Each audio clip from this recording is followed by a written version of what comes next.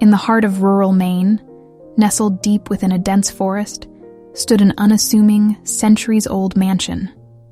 The locals referred to it as the Whitfield House. Though it had been vacant for generations, rumors persisted about the strange occurrences within its walls. The most chilling legend told of a room that was not part of the original floor plan, a room that seemed to have a life of its own. Dr. Emily Hayes, a renowned researcher for the SCP Foundation, received a cryptic message from an anonymous source. The message contained a set of coordinates and a single enigmatic sentence. "The living room awaits your arrival."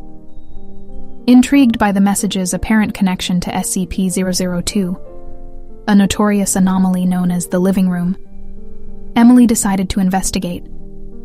She contacted her colleague, Dr. James Monroe, and together they embarked on a journey into the heart of Maine. The winding forest path led them to the Whitfield House, where ivy-covered walls and mossy stone steps gave the mansion an eerie, timeless quality. Emily and James approached the front door cautiously, their flashlights cutting through the encroaching darkness. As they pushed the heavy door open, the scent of old wood and dust filled the air. Their footsteps echoed through the grand foyer as they ventured deeper into the mansion. Cobwebs hung like veils from the ceiling, and the wallpaper, once elegant, had faded into a ghostly pattern. After hours of exploration, Emily and James discovered a hidden door, concealed behind a bookshelf in a forgotten corner of the mansion. It led to a narrow corridor that eventually opened into a room that defied explanation. It was the living room. The living room appeared as if it had been ripped from a different reality and stitched into the fabric of the Whitfield house. The walls, ceiling, and floor were composed of pulsating, organic material, like the interior of a living organism. The room's size seemed to shift and adapt, as if it could expand or contract at will. In the center of the room floated a massive, amorphous entity, SCP-002. Its surface was a swirling mass of colors and shapes, constantly shifting and undulating.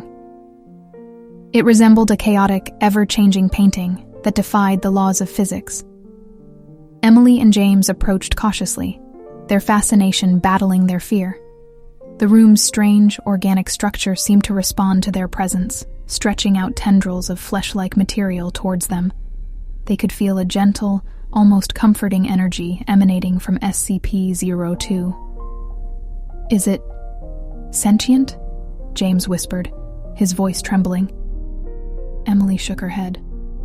"I'm not sure. But one thing's for certain. This is unlike anything we've encountered before." The two researchers decided to set up their equipment and conduct a series of tests. They discovered that SCP-002 was capable of manipulating its surroundings, reshaping the room to suit its needs. It could create furniture, lighting, and even change the temperature at will. It seemed to respond to their thoughts and desires, adapting to their wishes. As days turned into weeks, Emily and James became increasingly immersed in their research. They found themselves spending more and more time inside the living room, unable to tear themselves away from its enigmatic allure. Emily and James grew obsessed with SCP-002, neglecting their duties and responsibilities with the Foundation. They believed they were on the verge of a groundbreaking discovery, convinced that the living room held the key to understanding the very nature of reality. They conducted experiments, attempting to communicate with SCP-002 through a series of symbols and gestures. To their amazement, the entity responded with its own ever-shifting patterns of color and form. It was as if they were engaged in a silent, cosmic conversation. But as their obsession deepened, they began to experience strange and unsettling phenomena. They would have vivid dreams of otherworldly landscapes and bizarre creatures. Reality itself seemed to warp and twist around them, as if the living room's influence was seeping into the mansion and the forest beyond. One evening, Emily and James made a shocking discovery. They stumbled upon a hidden chamber within the living room, an alcove filled with what appeared to be ancient tomes and scrolls. The books were written in a language they couldn't understand, filled with diagrams and illustrations that defied comprehension. The researchers began to translate the texts, slowly uncovering the secrets of SCP-002. It was not just an anomaly, it was a gateway to other dimensions, a bridge to realms beyond human understanding. The entity was a guardian of knowledge, offering glimpses into the vast cosmic tapestry of existence. As Emily and James delved deeper into the mysteries of the living room, they became increasingly disconnected from the outside world. They lost track of time, forgetting the passage of days and nights. Their physical bodies weakened, and their minds were consumed by an insatiable thirst for knowledge. The Foundation grew concerned about their absence and dispatched a team to investigate. The team arrived at the Whitfield House, only to find the mansion in a state of disrepair, with no sign of Emily and James. The hidden door to the living room had vanished, leaving behind only solid wall.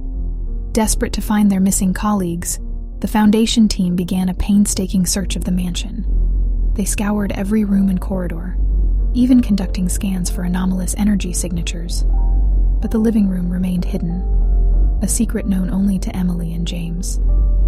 Inside the living room, the two researchers had become one with SCP-002, their consciousness merging with the entity's ever-shifting form. They had transcended the boundaries of human understanding, becoming beings of pure thought and energy.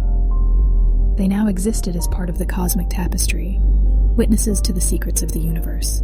The Foundation's search for Emily and James yielded no results, and they were eventually declared missing, presumed lost to an anomalous event. The Whitfield House was classified as an unsafe location, and the mansion was sealed off from the public. Years passed, and the living room remained hidden from the world. It continued to pulse and shift, its secrets known only to those who had ventured into its depths. It was a place of wonder and terror, a doorway to realms beyond imagination. The legend of the living room persisted, passed down through generations in the small town of Maine. Some believed it to be a cursed place, while others thought it held the key to enlightenment. But one thing was certain: SCP-002 remained a mystery, a living enigma that defied explanation. And so, in the heart of rural Maine, the living room waited, its secrets hidden away, its guardians lost to the cosmos, and its true purpose known only to the universe itself.